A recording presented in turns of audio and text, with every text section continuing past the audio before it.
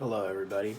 I was having a lot of technical difficulties trying to get this recorded on Zoom, so I did this the other way I knew how. So the book that I chose was written by Gabby Garcia. It's called I Can Do Hard Things. And the cover picture can be a little difficult to see, but it's the Earth, it's the globe, and there's just many different kinds of people walking around the world just in unison, um, which I just think is a really good picture as well. And the author, Gabby Garcia, is originally from Juarez, Chihuahua, and then she moved to Austin, Texas when she was about 5 years old with her family. And so some of the vocabulary that may be unfamiliar to young readers, most of it would be familiar, but I think a few words that they might stumble on would be the word confident, closer to the beginning of the book, and another word, wobbly, a few pages after that. And this isn't really vocabulary, but something that stuck out to me was the phrase "I can." That was mentioned a lot in the book, and so I just want this children to be thinking about that as I go through. All right, so I'm going to go ahead and start. I don't always feel brave, confident, or strong. Sometimes it's easier to follow others along. So the question I have for my students would be, what do they mean when they say they don't feel brave or confident?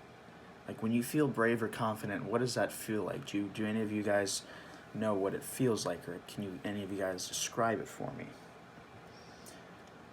I get so many messages about how I should be, pulled in different directions, I feel wobbly.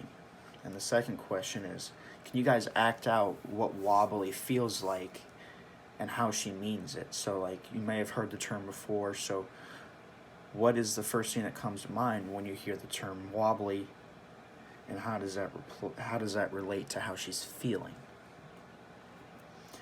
And so, when this happens, I listen for that quiet voice inside. When I pay attention, that voice is my guide. I connect with the love and strength it brings.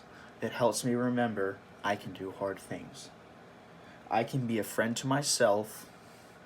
One thing I want to point out is how you can be a friend to yourself. Like, what is that? I'm pretty sure you guys know what it means, how you can be a friend to others and what you can do, but how can you help yourself and be a friend to yourself? I can feel all my feelings. I can ask for help. I can try again rather than give up. I can believe in myself. I can speak up when it would be easier to stay quiet. I can say no, even to my friends. I can apologize.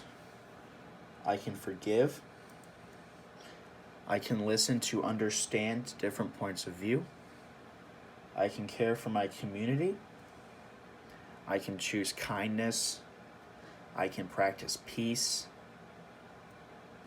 I can share my gifts with the world. I can be myself.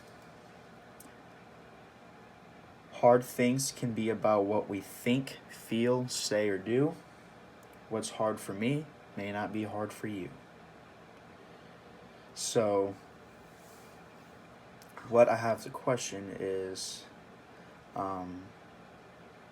like, say if something like skipping a rock on a pond is easy for one person but difficult for another, how can we encourage the person having difficulty to keep trying and keep getting better?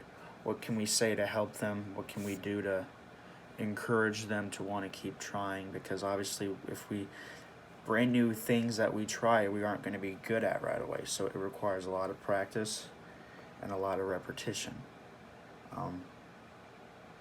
So that's just something to think about as well when there are things that may be difficult for some but not for others. You are you, and I am me. We walk through the world differently. Trusting my voice helps me find my way. I go braver and stronger every day.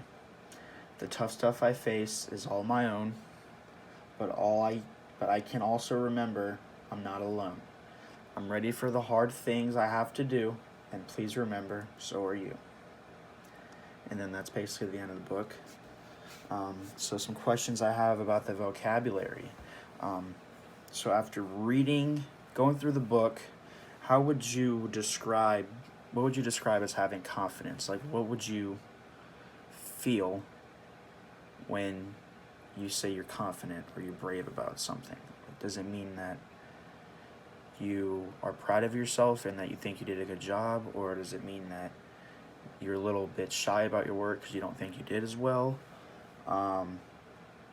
And so I just want to know what your initial thoughts are on that word. And then for the term wobbly, basically it just means unstable, just unsure. It's just not real certain. Like, it's just things are moving. It's not set in stone, so to speak. So, and then the final discussion questions that I have for you guys are, the phrase "I can" was used pretty often. Why do you think that is? Why do you think Gabby Garcia, the author, used that phrase so much and used it so consistently and in a positive way? Also, referring to the diversity of the characters, why do you think there were so many different people involved as opposed to just having one main character? Do you think it could have something to do with people not being good at everything, and that it takes a collective effort to get better at things? There are different reasons for why there could have been multiple characters in the text as opposed to just having one main character. So after reading this book and after learning some things that you can do to talk to yourself through things, do you guys feel like you have more confidence in yourself after reading this book? So what are some methods and ways that you can improve your confidence? How can you do better in things, and how can you talk yourself through things better? And that relates to my next question, was there ever something that you felt like you couldn't do that well and it bothered you? I know for me, I struggled a little bit with reading and writing when I was younger, and I know it bugged me a little bit. So, and then the last question I have for you guys is, why do you think Gabby Garcia, why do you think she wrote this book? What was her main purpose, and what is the main thing that she gets across in the text?